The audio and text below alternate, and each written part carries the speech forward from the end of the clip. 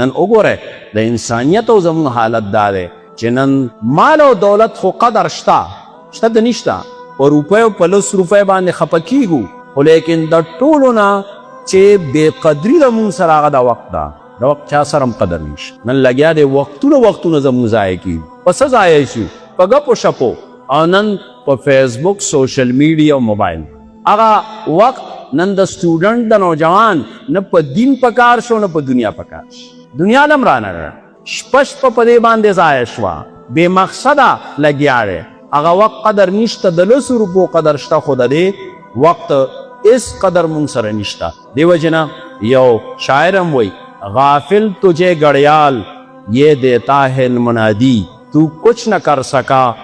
عمر فضول گٹا دی دا گڑیال چې ولاړي ټک ټک ټک کوي دا وی تا ته هر ټک او سکند دا تا ته دا خبر درکوي او تنبیه درکوي چې وخت درنه تیریږي ځکه مای الټه ګینټي